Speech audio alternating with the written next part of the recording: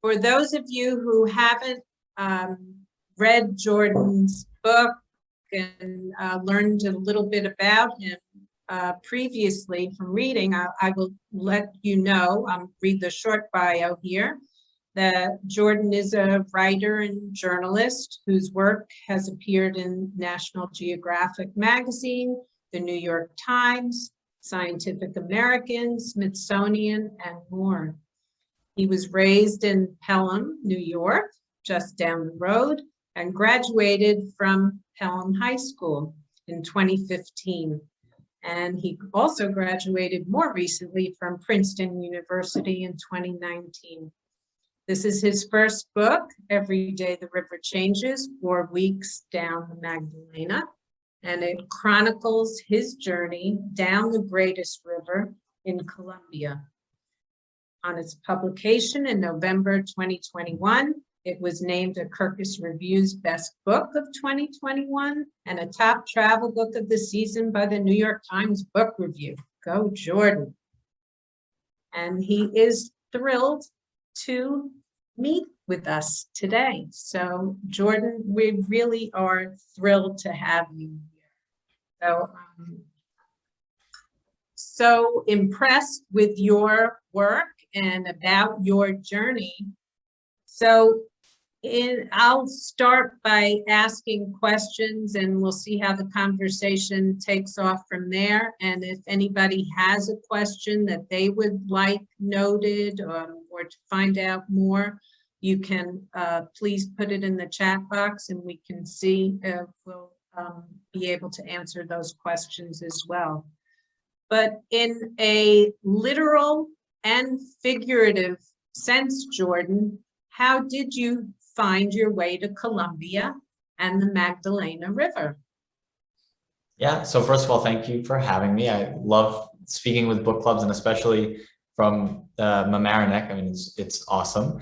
How did I find my way to Colombia is a good question because maybe it's kind of seems like a random place or a surprise that I got there in the first place. But when I was finishing up my first year in college, I had a chance to do an internship with the Wildlife Conservation Society in the Bronx. I'm pointing behind me as if I'm still in Pelham, like it's the Bronx. Really, the Bronx is where you are. No, but in the Bronx, they also have like conservation offices all around the world where they're working towards preserving rainforests and all sorts of things like that. So I was given the opportunity to do an internship with them. And one day they called me and they said, we have an opening, you can go to Colombia if you want. And I was thinking, this is great, I would love to go. Everybody else was thinking, this is terrifying. Why would you ever go there? It's the scariest country in the Americas. You know, you're going to die. And like literally, that's what my family told me. That's what people at school told me. It's what friends told me. Because when people in the US think of Colombia, I think they think about Pablo Escobar. They think of narcos. They think of guerrillas and violence. There was one person in my life who didn't think that. And it was my childhood piano teacher, whose name is Sandra. She lives in White Plains, but she's from Colombia. And she always, as a child, would tell me about life where she grew up. And when I told her that I was thinking about going, she was very happy. And she offered for me to stay with her grandmother, who didn't let me leave the house after 7 p.m. She was 96. And she was very kind. But in Abuelita Ana's room that she let me stay in, I started keeping journals for the first time. And I realized many years later, when I was supposed to write a senior thesis in college, that a lot of people talked about the Magdalena River as this kind of thread that cut a cross section through this really, really diverse country, diverse in people and diverse in nature and landscapes. So that's in a literal, that's how I got to the river. I knew that I wanted to write about it. Figuratively, I mean, I was, I think, very drawn to Colombia from the start because it is this nation of diversity. Like it is many nations within one, is what people like to say. And there's, you know, there's Jewish Colombians, there's German Colombians, there's Arab Colombians, there's indigenous African Colombians. There's so many different kinds of people who live in what's a relatively small country. I mean, it's not nearly as big as the United States or Russia or China. It's decently sized, but in other ways, I think that I, with my own identity, as I write in the book, am also this kind of surprising mix of cultures and stories. And maybe now thinking back, I saw a little bit of myself in the people of Colombia who were filled with these stories, and I wanted to better understand their lives. And so I thought that if I could travel down this river, I could do that. Okay, but then you really turned this thesis, as you touched upon now, into the book. So how did that, really grow in terms of your germination from your journal writing to? Yeah, I mean, I was very lucky. Basically, what happened was I wrote the thesis, which is the backbone of this book. I mean, it's very different from my thesis, but the journey is the same. Like, I didn't go to the river, go down the whole river again. I went back and did some follow-up research, but the people who I met are the people who I met, and it was still 21-year-old me traveling the Magdalena in this book, even though the book came out a couple of years later. But how it actually literally turned from my college thesis into a book was that I had to present it to a panel of professors at Princeton in the journalism program. And one of them, an amazing writer for the New York Times named Jim Dwyer, I had not met him before, and he came up to me after my presentation and offered to introduce me to his agent, who's now my agent. And it's like one of those things where you hear about it happening to other people and you never expect like it to happen to you. And then something like this happens, which is amazing. Then with my agent, we started submitting it around to publishing houses. A lot of them rejected it because they said that it's a nice book, but people aren't going to want to read a book about Colombia because it's random and who's interested in that. So figuring out that this is a universal book and making that clear to people has been a big challenge. But it is a universal book. And in the end, we found the perfect publisher for it, and it ended up happening. But yeah, at every step of the way, I was kind of convinced that it wasn't going to become anything that people would ever read. Now here we are, which is kind of scary, but also exciting. Well, that's really a wonderful confluence of, meeting the right people at the right time so that it really did happen for you. That's really amazing. And you also talked about the different forms of transportation that you took to get up the river, right? You were traveling south to north or north to south? You were going up. South to north, up. But technically that's downriver because the river flows from south to north. But I was going up, geographically up, but current-wise I was going down, which is really confusing. Because most rivers, they flow north to south, like in the world, which is a crazy thing. The Nile, I think, is one of the most famous ones that doesn't. I don't know about others, but the Magdalena is one of a few major world rivers that flow south to north. Wow. So, but you didn't limit your mode of transportation onto the river. You went many different ways. Can you talk about that? Yeah, that would have been impossible because one of the big aspects of the story is that the river is no longer navigable by boats because of sedimentation and deforestation and all sorts of issues. The passenger boats that used to go up and down the river, kind of like if you think of the Mississippi in its golden days, right? The steamboats with triple deckers and the big wheel in the back, those don't run anymore, but not even like regular ferries don't really run, except for in a couple of places. And when I did, I took those small fast ferries, but they're more like small speedboats. So I traveled by canoe sometimes. I traveled by bus a lot. I traveled by pickup truck, like hanging onto the back with people sometimes. I traveled by donkey. I traveled by moto balinera, which is this insane form of transportation, which is this like wooden railroad cart. If you think like it's a wooden cart with rail wheels on the bottom, and they ride it, they power it with a motorcycle along an abandoned railroad track. Now they say it's abandoned, but when you get on the moto balinera, the guy whispers to you, hey, if the freight train comes off schedule, you have to be ready to jump. And that's really scary, but the freight train never came. So that was fine. But anyway, the thing went like maybe only 15 miles an hour, 10, 15 miles an hour, but it felt like you were going really fast because it's literally a motorcycle powering a railroad cart in like the middle of nowhere. The stars are out. It's like pitch black. You smell the railroad. You see like animals. It was a really insane experience. And I'm also a transportation nerd. So that's why that was a fun aspect of this trip, was to see how many different forms of transportation I could take along the river. So did you miss any that you? Well, I mean, I didn't take an actual train like that. Okay. That used to be possible, but now is no longer possible. And I didn't take a plane, and that was on purpose. How many could fit on the, how do you say it? The moto? Yeah, the Moto Balinera. Moto Balinero. How Yeah. many could fit on? Well, they basically, let me think. When I was on it, I think that there were like 7 people on it, maybe. But what they did was they took these, like, you know, those plastic chairs that people put out at like barbecues and stuff, like that stack up on one another really nicely. They have a whole stack of those. And then if 2 people are riding, they just take off 2 and 2 people sit. But if like a whole family wants to go, they stuff that thing with as many plastic chairs as can fit. People are sitting on each other's laps. It's really a fun time. And nobody falls off of it while it's riding on the track? Well, I mean, no one fell off when I rode it, but it's really not, it doesn't go fast enough for it to be like any real danger for people to fall off. Okay. Yeah. But that does bring up a bit of danger in general. I mean, if you had fallen off the plastic chair, maybe that wouldn't have been so serious, hopefully. But you were in some pretty serious areas where potential for something to go wrong could have. So yes, how did you? At the same time, nothing ever happened. Like there was no, you know, though everybody was scared for me and I was scared for myself, like going into it. Once I got to these places, it was very clear that nothing was going to happen to me, because what I did was I was very careful to make sure that somebody was receiving me everywhere I went, like that a trusted person was in each town to show me around. And I made sure I didn't ask the wrong kinds of questions in the wrong situations. I waited until I got home to ask the really difficult questions, the people that I'd already met. Things like that, like steps to take that made it easier.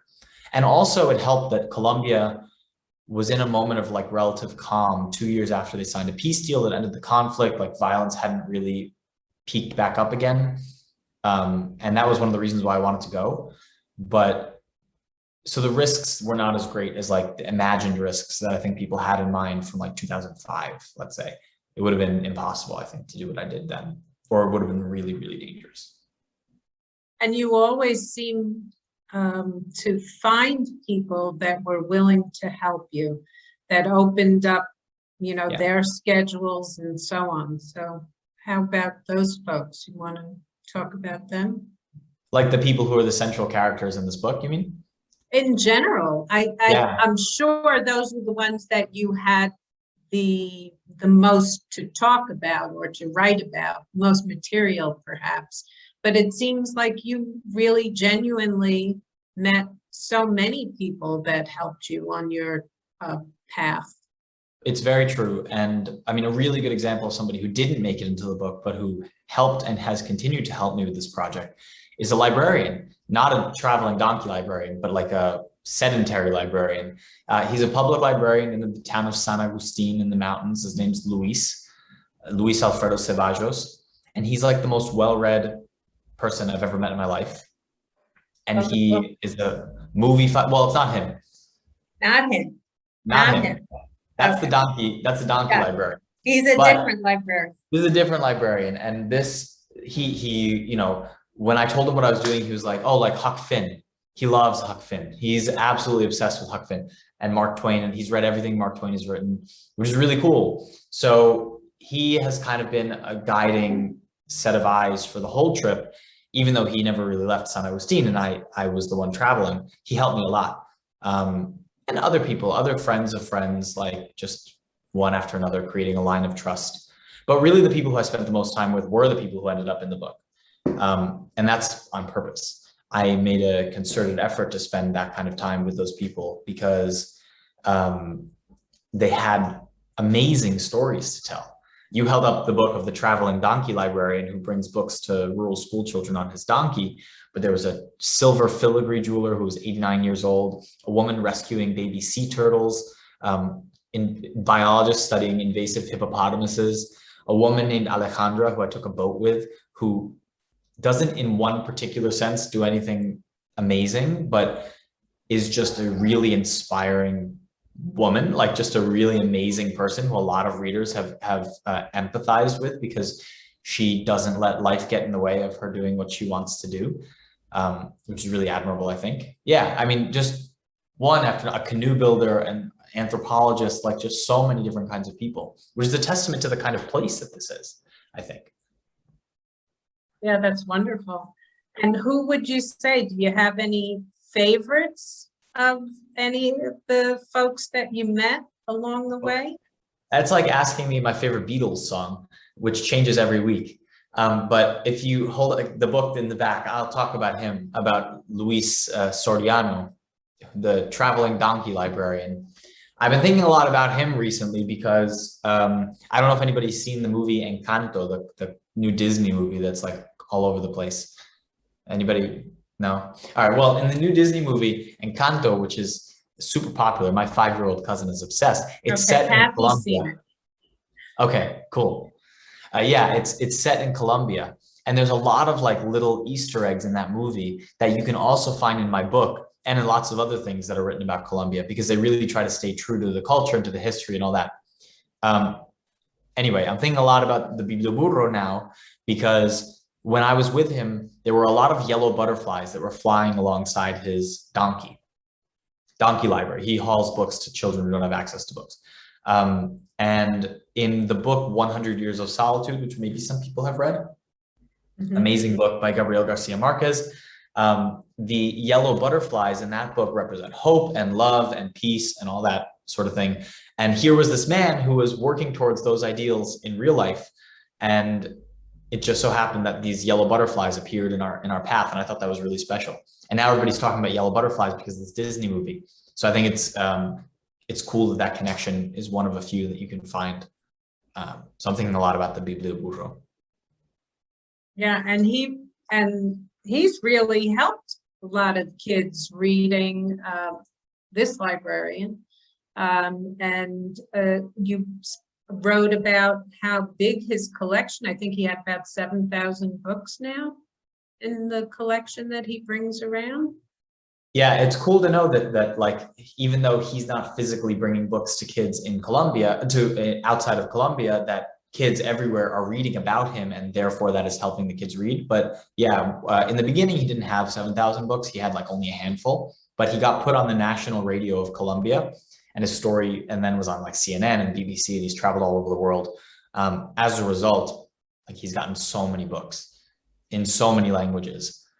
And yeah, he's built a school, like he's done a lot of really amazing things. Yeah, especially when you spoke about his background too, that it was an uncertain beginning to his life, and what he's accomplished now is really pretty remarkable.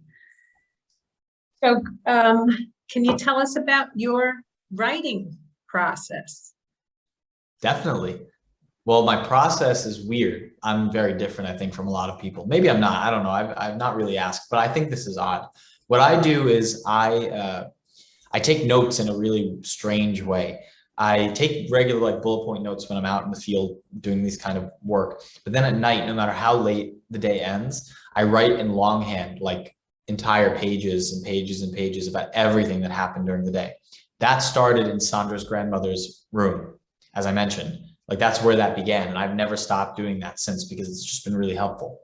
And a lot of times those entire, notebook entries sometimes make almost in full form the final version of whatever I'm writing, which is interesting because you wouldn't think that right away you'll get all this information down. But for me, it just helps because it's so fresh.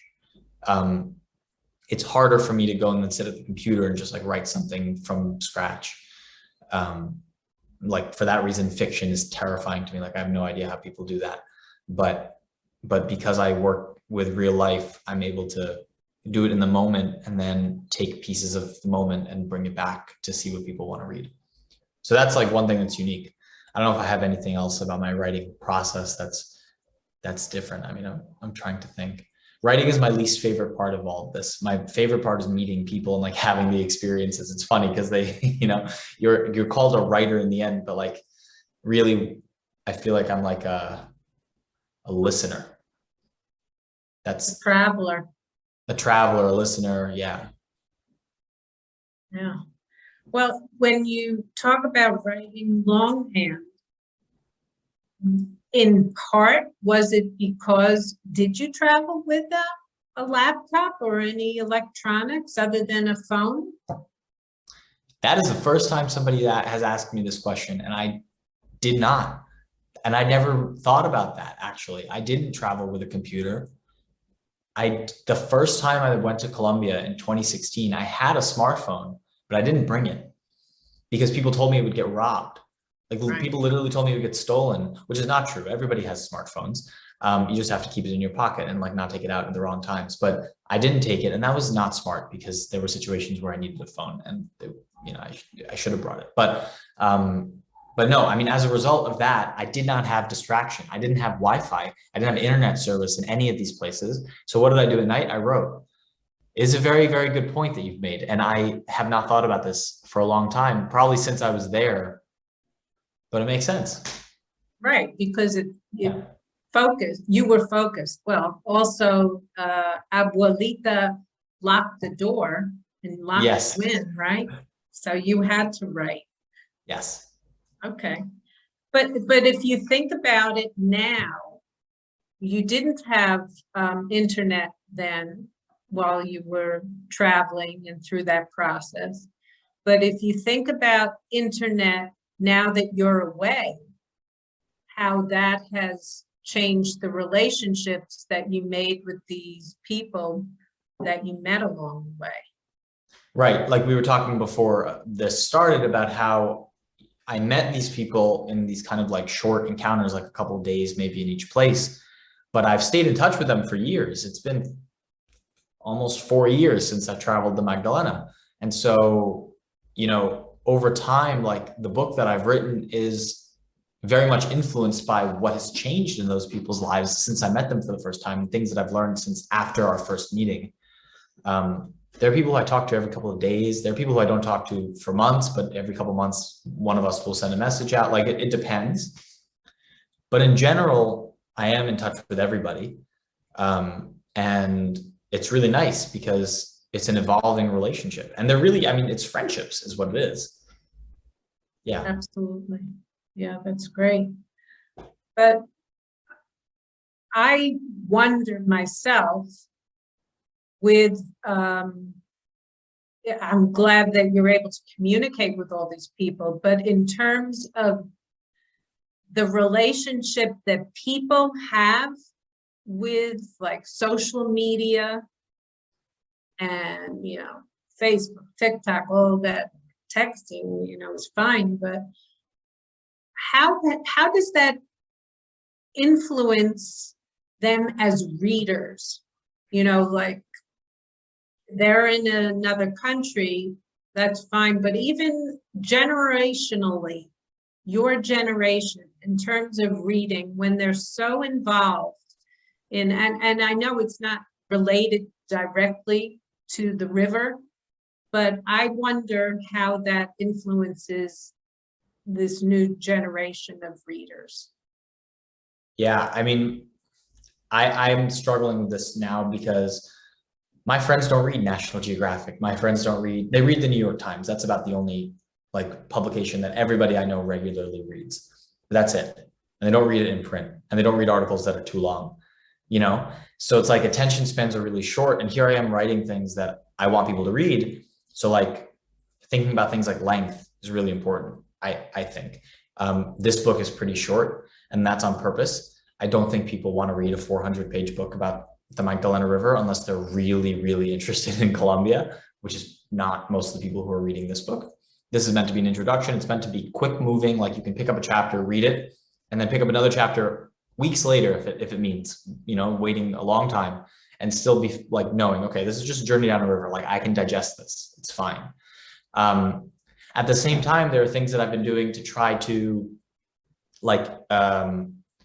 add to the book outside of the book. I have an Instagram page where I post pictures and stories of the people from the book. Like there's no pictures in the book. That's because it's hard to print in color. But like it's meant that I've taken those things. Like I took a lot of pictures, video, audio, and I've put them on social media to get people interested in maybe reading the book. But it really is a challenge to get people to read stuff. And it's because of what you're saying is like everything's on TikTok now where videos are 7 seconds long. And I've even tried TikTok because I have to like innovate with whatever. I have to like adjust to what people are doing. If I'm trying to tell stories, it doesn't mean that I just write. Like I have to do other things too. And I've tried things like TikTok, and it's just really hard because what can you put in 7 seconds that's at all like nuanced or meaningful at all? It's just not the same. So it is hard. But I mean, I don't think storytelling is going away. I just think the way people are getting their stories is different. And so I have to figure out the best way to do it. Yeah, well, you also speak about, the biodiversity and the environmental issues in Colombia and on your travels. So I guess that also is a road in to get to an audience too about that, the issues that are going on there. Can you? For sure. That? There's also challenges with that because I think a lot of people my age, my generation and younger are terrified and really like don't want to read stories about it anymore. I don't. Like I love writing about nature, but when I try to read about nature, all I see is that nature is dying everywhere, like all the time. And so, yeah, I mean, like obviously we have to talk about climate change and all the solutions and the problems, and like it's just really important to be reporting on it, and people shouldn't stop.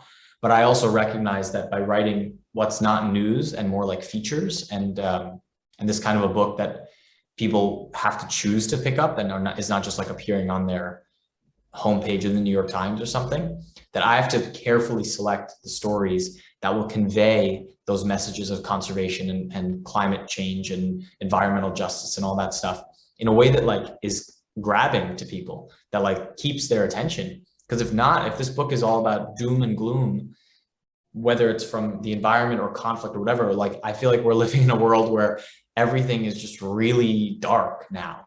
And how to write a book about dark themes in a way that makes people feel hopeful was the biggest challenge of this whole project.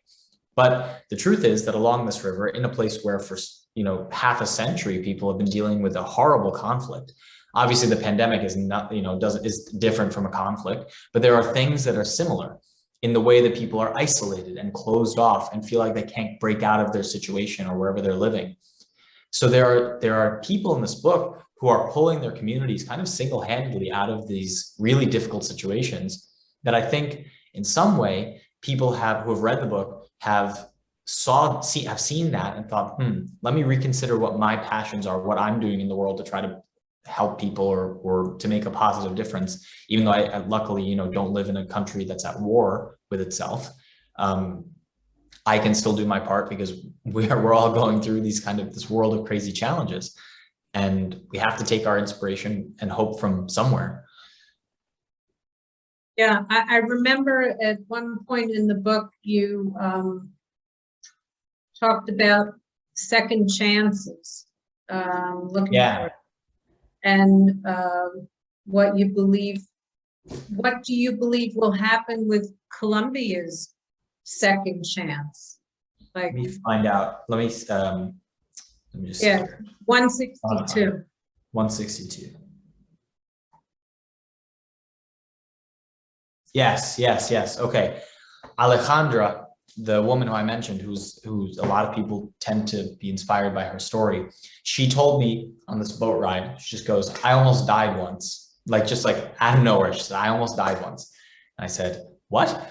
And she said, when I was 16, I was in the car driving with my friend or someone, I don't know, I guess he's not her friend anymore.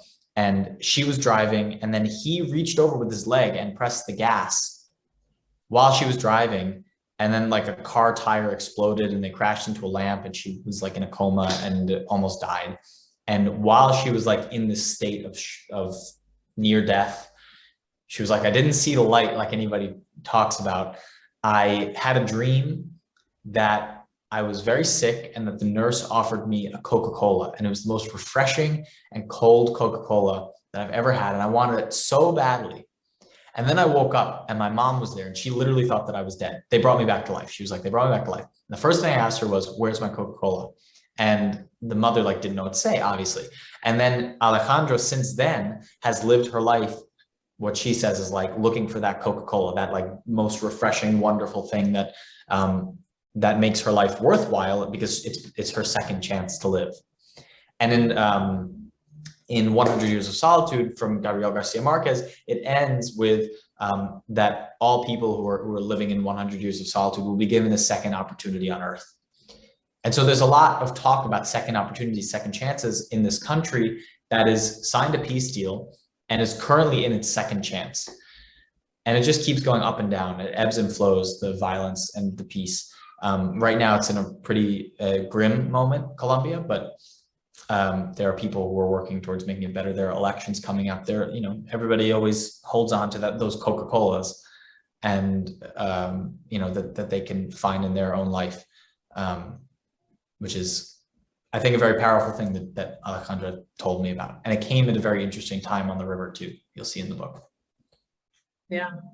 And environmentally, is it possible for them to overcome, you know, what has been going on, the deforestation and the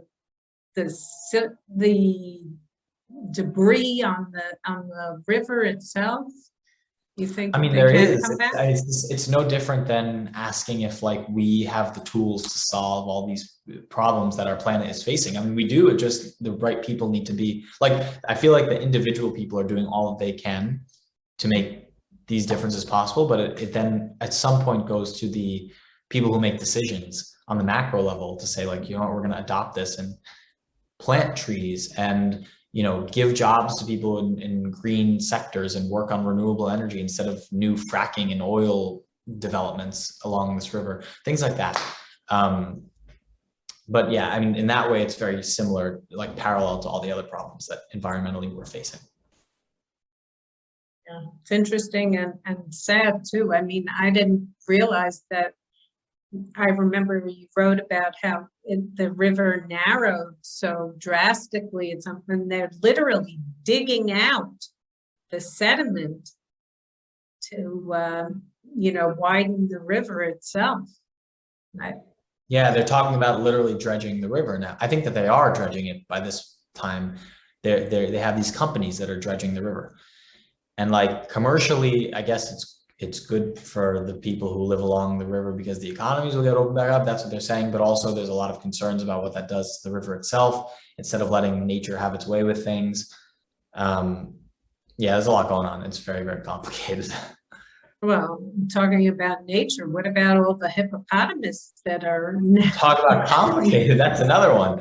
The hippopotamuses that is a problem. Oh boy, that nobody knows what to do about the hippopotamuses. There's like 100 of them. Yes. For those who haven't read the book, Pablo Escobar, whose name I try not to bring up ever, if it was up to me, he wouldn't even be in the book, but he had 4 pet hippopotamuses in this like exotic zoo of sorts. And when he was killed by the government, they didn't know what to do with the hippopotamuses, so they just kind of left them there and they escaped into the river. And now there's like hundreds of them. And it's the only place in the world where hippos live in the wild outside of Africa. So they're talking about hunting them, they're talking about castrating them. Everything either comes with outrage or it costs too much money.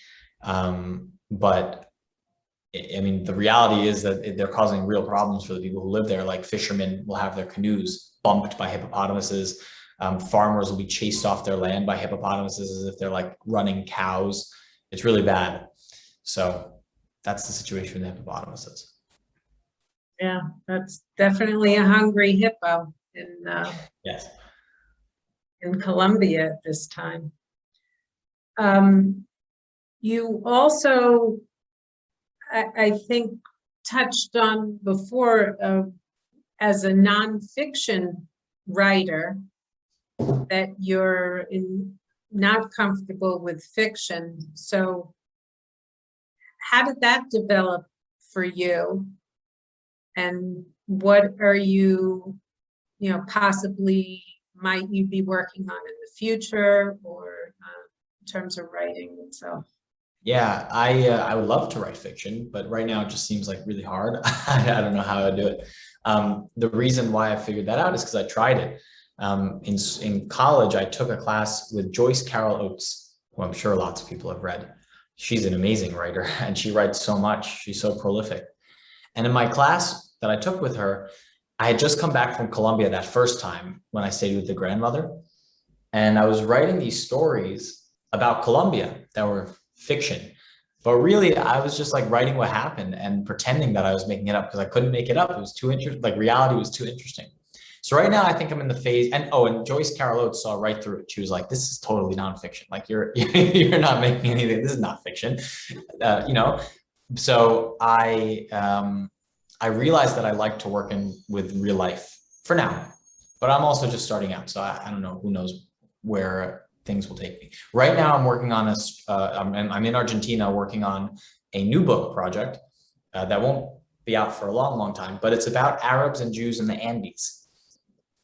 Arabs and Jews in the Andes Mountains. So my great-grandfather was a Syrian Jewish immigrant to Argentina who worked as a textile salesman on a horse in the Andes Mountains. And there's all these legends about what he did there and the children out of wedlock that he fathered there and like all sorts of crazy myths that I went to go figure out if it was true. And as a result, I found this history that I don't think many people know about of Arab Jewish life in Latin America. And so I'm writing about that and my own mixed family history background and kind of what that means for American Jewish life too, which I'm very interested in. So that's my next project, but I'm still writing that. So, and as I mentioned, I don't like writing. The fun part is over with that one. Yeah, I've done the research. I just need to get it together. Well, it sounds like you're on the path for that for sure. That sounds very interesting. And it sounds like you got to get some, what is it? The DNA testing to try to find your grandfather's offspring. Long lost children, I know. The book is literally the subtitle. Well, I don't know if there's going to be a subtitle, but the subtitle that I have for it right now is Searching for Salim Salama and His Long Lost Children of the Andes, which is insane. We don't even know if they exist. So that's the like family legend, is that there are some long lost descendants. They would be not alive anymore because he traveled in like, well, they might be alive. If they were alive, they would be like 105 years old. But yeah. That's like, you need Henry Louis Gates to help you out on this. Honestly, I need to go on one of those shows. Is he the one who, does he do that show? Okay, Yes. so that's right. That's exactly who I need. Yes. Yeah. That would be funny. But I guess in doing some research about you, I also remember reading that John McPhee has made an impression also in your writing Very much. as well. Yeah, I took his class with him the semester after I took a class with Joyce Carol Oates. And I was just coming off of trying to write fiction from real life. And he taught me that real life can be just as interesting as fiction if you just stay true to the facts. And that really changed my life. Like that class changed everything for me. I didn't even know what creative nonfiction really was. Like my family never really subscribed to magazines or I don't know, like I had a kind of sense of it, but when I saw what he did, canoe trips in Maine, traveling across the country by a freight train, like I was just wowed. And now I have, you know, I aspire to be like him. So he's been a great inspiration to me and he's helped me so much with all of this stuff. That's great. You know, you've managed to find all the right people at the right time. That's really fallen into place to help you on your journey, to find out who you are as a writer and as a young man, which is really what we can all only hope for, you know, for our own people in our own lives. That's really wonderful that you were able to do that. Yeah, and I mean, hopefully with what I write, I try to, or my hope, I don't know if it works, is that people can see a little bit of themselves in the questions that they're asking in me. People of all ages, but especially I think people who are my age and who don't read that much. Like we were saying before, right? Like my hope is that somebody could pick up a book like this about a river they've never heard of in a country they didn't realize they were interested in, and want to keep reading it, but not only because of the place and the people who I meet, but also because they empathize with me, because I'm just like a normal, I don't know, a normal guy. And I try to show that in what I'm writing, that this is just like the story of a college student traveling down a river and making friends. And making friends everywhere is possible. And if you're empathetic and respectful and all that. So those messages I always try to put forward. And in return, what you get is a better understanding of yourself, for sure. I've definitely changed from doing these projects, and that's why I want to keep doing them. So then what were some of the lessons that you did take away on this journey for yourself? Yeah, well, from the Magdalena specifically, like across the board, it's doing what you love, spending your time as much as possible doing what you enjoy doing, because you don't know how much time you have, and you don't know what impact you're going to have doing what you are doing. But like the filigree jeweler, Simon Villanueva, is an 89-year-old man who spent 77 years crafting these little weaving gold and silver fish and hats and flowers. They're like little pendants for necklaces and bracelets. And nobody came to buy his things. I don't know how he made ends meet, but somehow he figured it out, such that he was able to spend most of his time making these little beautiful creations in what he called a world of struggle. And they would pile up in a kind of glass cabinet beside him because no one would buy it, but that didn't matter to him because he loved it so much. And it brought him so much joy, and so much joy to the people around him. If you look at all the people who I've met on this river, almost all of them have this kind of common thread of they do bring joy to people or to nature, or nature brings them joy, or they are guardians of joy along a river in a place that everybody thinks is anything but joyful or beautiful or happy. Here you find these people who are doing things and making it work. And yes, they face immense challenges and struggles, and I talk about all of that. But despite all of that, what I hope is that people will take away is that there is a way to find these moments of beauty so that we can have some meaning in our lives, especially in moments when it seems really difficult. That's a great lesson. It really is wonderful. And is there anything that you, looking back on this journey, that you would have done differently, now in hindsight, looking back on that? It's hard to say because I did not do this thinking that it would become a book. I knew I would write about my journey, but I didn't think that it would be a book. I think that if I were doing it again, knowing that it was going to be a book that people would read, I would have tried to,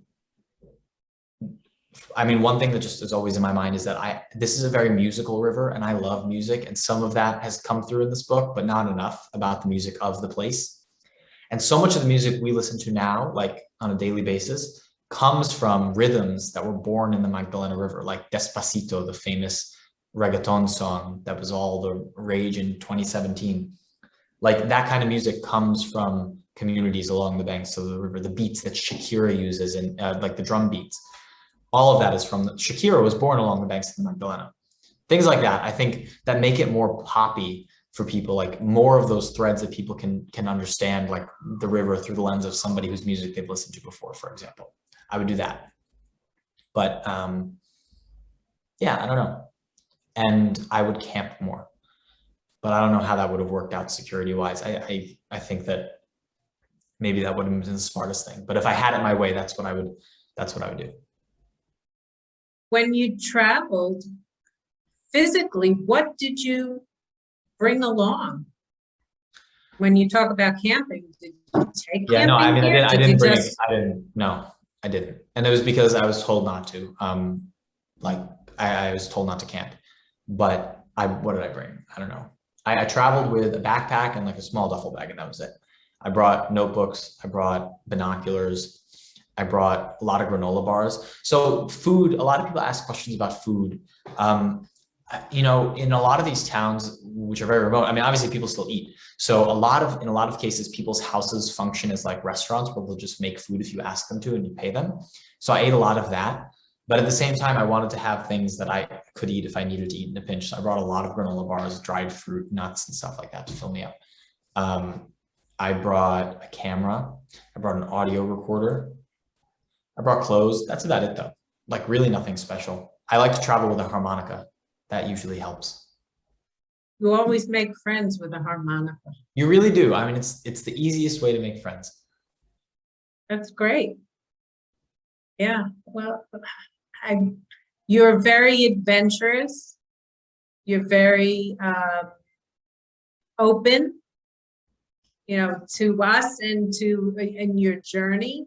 So I can see, and if you bring along a harmonica, life is good, right? Life is good. Can't get much better than a harmonica. It is true. Okay, this is a funny story. So sorry, if I have to stop, also tell me. If people have questions, you can also ask the questions. I mean, tell me if I'm rambling on here. But okay, in October, I took the train across the United States from New York to San Francisco. This was one of the best experiences of my life. I was doing it for a story that's going to come out in a couple months. But I get to San Francisco, and I was staying there for a couple of weeks with friends of mine from college who've moved to San Francisco. And I was wearing like one of those sweaters that has like a pocket, like a zip-up sweater that has like a pocket right here.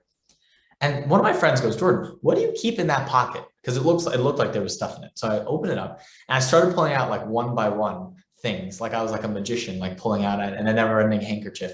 I pulled out papers, I pulled out notes, I pulled out pens, and then at the end I pulled out my harmonica. And my friends just died with laughter. They couldn't believe it. They were like, "Why do you carry around a harmonica everywhere you go?" And I said, "You never know when that harmonica comes in handy."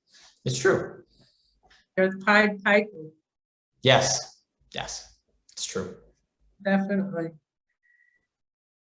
And I'm just trying to think, you mentioned to me before we started, that you have a new job coming up. But also I was wondering when you talk about San Francisco, like if you would have had a video camera. I know you can film on your phone now. And obviously you said you have the videos up on your webpage or yeah, like social media, really, social more than media. Yeah. Yeah. But would that dimension also help in terms of getting people to embrace? I mean, it's complicated. Yes and no. On the one hand, yes, bringing a video camera adds so much because that's what people are watching, like talking about how people are consuming this content. Like that's definitely what they're doing, is they're watching videos and listening to podcasts.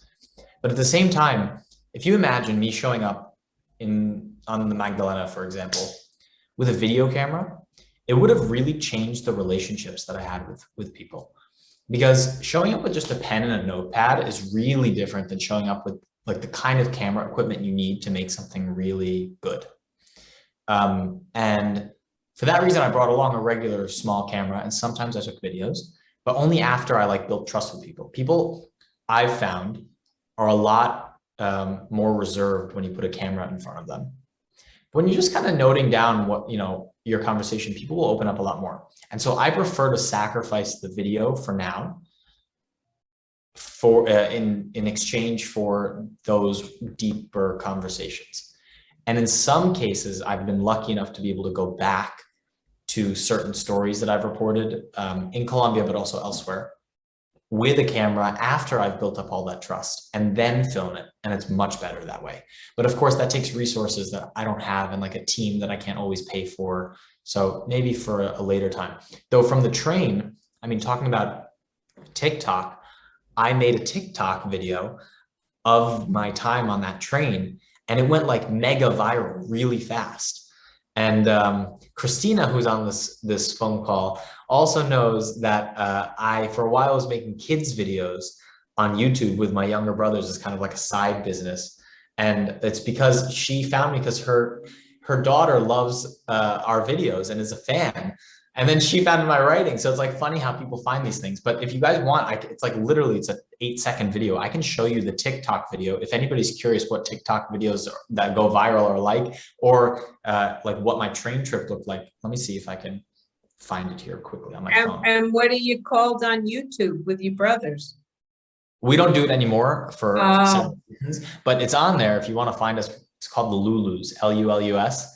And it's literally just us singing like Twinkle Twinkle and the wheels on the bus go round and round. It's really embarrassing, but it's also It was very fun for a while. Okay, this is the video of the train trip from New York to San Francisco. Let's see if you can see this. Stranger.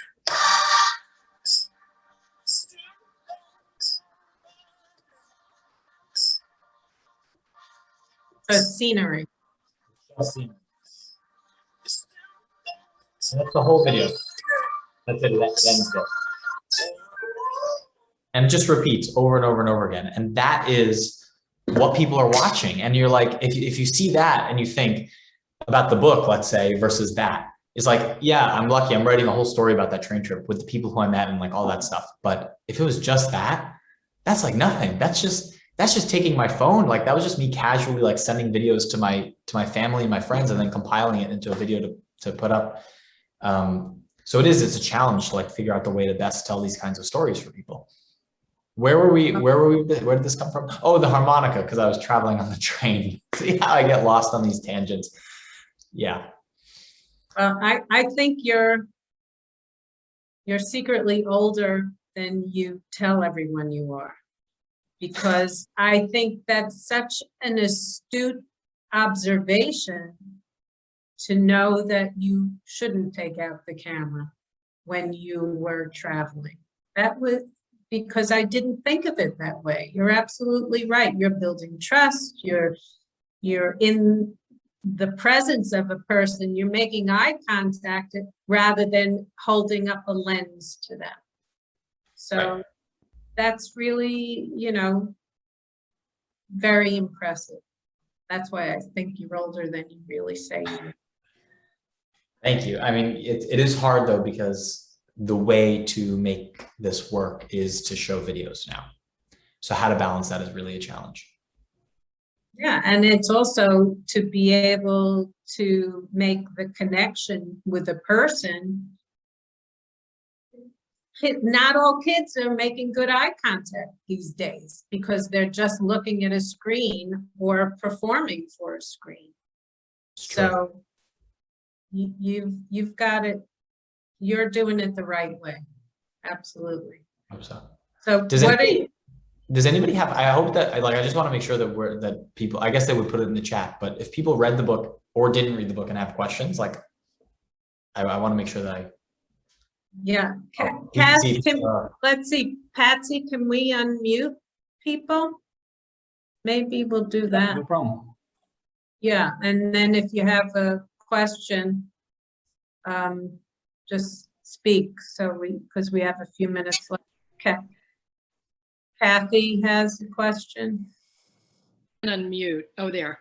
Hi, Jordan. I have children around your age, and I'm super impressed with your adventurous spirit. And I'm just curious about a couple things. I'm wondering in terms of your friends you grew up with versus I'm thinking in your college experience at Princeton, you were probably around a huge variety of people, but I'm wondering what your friends, your peers, maybe not just friends, but peers in general, thought about you undertaking these travel adventures. And then I was wondering if they have followed up by reading your book. I feel like you touched on that a little, that it's difficult. And I was curious, did you do a lot of, I know you had this history of family who'd done a lot of traveling and immigrating from different countries and so forth, but had you yourself done much traveling when you grew up? All right, so I'll answer the first part of the question first, which is my friends and peers. And if I'm being completely honest, so I am different. I think I do a different thing than a lot of my friends and peers do. And for a long time, not for a long time, but for the beginning of after I graduated college, even during college, when I said this was what I wanted to do and was trying to get funding to do these kinds of projects, as opposed to doing like a normal academic thesis, let's say, because this was all on like a scholarship from the school that I was able to travel like this in the first place. But when people were, when I would talk to people, let's say before the pandemic, after I graduated, telling them what I did as a career, people almost were like condescending and like not friends, but people in my orbit would like kind of look down and be like, oh, you know, that's very interesting. That's intrepid, but like, it's kind of weird. And now I think with the book, people are reading it. Like I have put it out there enough that people that I don't really know that well are reading it. And I think that people are realizing there's a little bit more to it than just going fun places and trying to have adventures. Like there's a little bit more meaning to it, which has been definitely a nice experience for me, because at the beginning I felt very inferior to people, because you try, especially when you're trying to do it for a living. Like this is my full-time job. Like I'm freelancing as a journalist, and like it is hard. So all of that, when you see most of your friends from high school and college going and working at banks and like really, you know, not living at home, for example, like I still live with my parents. Those sorts of decisions that I made to be able to do this and get started such that I could come out with a book at this time were purposeful. I maybe that doesn't answer the question, but hopefully a little bit it does. Okay. Also, I mean, then there's all the people who were just extremely supportive of me in terms of my friends. And one friend of mine came with me the second time I went to the Magdalena to do like small follow-up research, because I did go with a camera and I needed help. And so he came with me, which was great. So like, there's definitely, like my dad has met me in places because he likes to have adventures too. So like at the end of, if I'm doing work somewhere and then like I'll stay for a couple of days more, my dad will come and we'll like explore a little bit, the two of us. So in that way, like it also there's benefits to it, and it's fun. And my family's immigrated a lot. That was more travel, not by choice. And then as a kid, we would do things that I think were like when we would go on like family vacations, they would be a little bit different, I think, than other families' vacations. Like we would go on long hikes, or we went once to Honduras right after there was a coup. Like a little bit nuts, but now that I'm thinking about it, a little bit nuts, but my parents thought it was totally normal. And so I guess that has kind of influenced me also in how I do these kinds of travels. Okay, thank you. And where is your article going to be published that's supposed to come out on your train trip? Do you know? The train trip one will likely be in National Geographic. Okay. Yeah, I'll send it along to Susan once it comes out. It'll be a long time from now, but when it does, I'll send it. And yeah. Thank you. Nan, did you have a question? I do. You can hear me? Yes, we Yep. can. Okay, great. First of all, thank you. It was interesting. The book was very interesting. I want to say that was put it in a positive way, because as I told Susan one time, very rarely read books that are all negative. I find nowadays so much negativity in all the books, the trauma, the stuff. So told some really interesting things, and some of them weren't like, you know, the happiest, whatever. You did it in a way that felt positive, and it was really interesting. I learned a lot of things. My son knew about the hippos. I couldn't believe it. That's funny. I was telling him about the book and how interesting. He said, "Oh yeah, the hippos." Like what? So I wanted to thank you for putting it that way and making it readable in a way that you don't feel, oh God. So that was good. No to do that. So that was great. And then a quick. I want one quick personal thing. Is Salama a common name? Salama is a common name in the Arab world. It is less common among Jewish people, which my family are Arabic-speaking Jews. But yeah, it's like a really, really common name. Okay, because I had a very close friend they actually came from Egypt, Venezuela, Clemente Salama. Are you talking about Caesar Salama or? Clemente Salama. Clemente Salama, I've definitely crossed paths with his name before. The Jewish Salamas are pretty tight-knit, because I've tried to rope everybody together. And there was somebody living in Mamaroneck named Caesar, and Clemente is related to this guy named Caesar. And yeah, they're Egyptian. Yeah, exactly. And they went to Venezuela. And Clemente's brother is a surgeon in Florida, and all this sort of thing. Or son. I went to Venezuela actually and stayed with them. You did? I went to Venezuela and stayed with them. You're so lucky. That's amazing. Yeah. That is amazing. Because now it's really hard to go to Venezuela now. Oh, this is in the 60s when it was beautiful, and it was a different, two different worlds, the rich and the poor. Anyway, thank you. And also, you touched on about the pictures, why you didn't. Is there any chance of our seeing some pictures? I mean, in the book? Definitely. Look me up. I don't know if anybody has Instagram or Facebook. Yes. Yeah. Jordan Salama 19 on Instagram is my thing, like my name. I'll put it in the chat. And Okay. if you look there, just scroll down a little bit. Facebook too. Okay. And my name, Jordan Salama. You can see all of the pictures of all of these people, which is Great. Yeah, and like little write-ups about them. That would be fun. Thank you. Very interesting. I learned a lot of things. Yeah, thanks for coming. Erica, you want to ask a question? Yeah, well, I want to tell Jordan that we have a lot in common. My children went to school in Pelham. I grew up in Buenos Aires, but most of all, I loved your talk, and you're a very interesting young man, and you're very sensitive to people's feelings and how to approach them. And this is coming from a psychiatrist. Wow. Thank you. What are your children's names? They're much older than you are, Loach. They went to Pelham High School. You said Roach? Loach with an Loach. L. But Okay. they were before you. They're much younger than you are. They're now much older than you are. They're in their 50s now, but we lived right across from Pelham High School. But most of all, I want to thank you for your talk. It was very, very interesting. Thank you. I appreciate it. And I Now will I have think to of you read the the next book. time I eat a media luna tomorrow morning here in Caballito. Yes, please. Mate con media luna. Exactly. And I'll read the book now. Good. Fantastic. One thing, if I can ask people that would help me a lot, is if you did read the book, or if you end up reading the book and you enjoy it, if you use any of these Goodreads or anything like that to rate the book 5 stars and say that you liked it, that helps me a lot because it gets more traction for the book so that people will take it out from their library or buy it or whatever. And that helps. We'll do that. Thank you. Okay, Jordan, ciao. Ciao. How are we doing? Other questions? Yeah.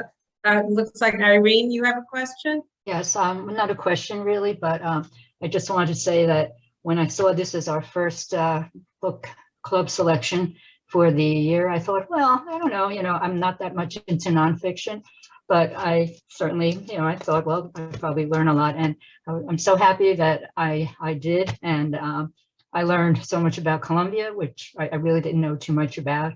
I found your characters just so appealing. And you said that you're really not a fiction writer. Well, for me, the book read like fiction in many ways. The characterization, wonderful characters.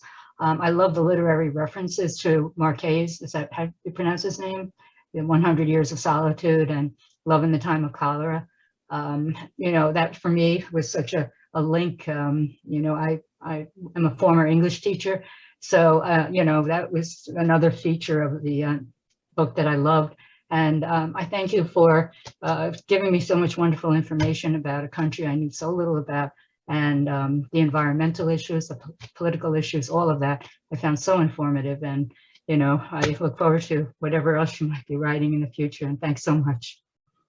Thank you. That means a lot to me. I'm really glad. And that's the goal with this project, I think, is that people who don't, this is meant to be an introduction, because honestly, it was an introduction for me when I was first traveling in the country. So I'm glad that it reads that way and that it's interesting, even if you didn't realize that you would be interested in the subject or the place or the kind of book so that makes me very happy. Thank you. You're welcome.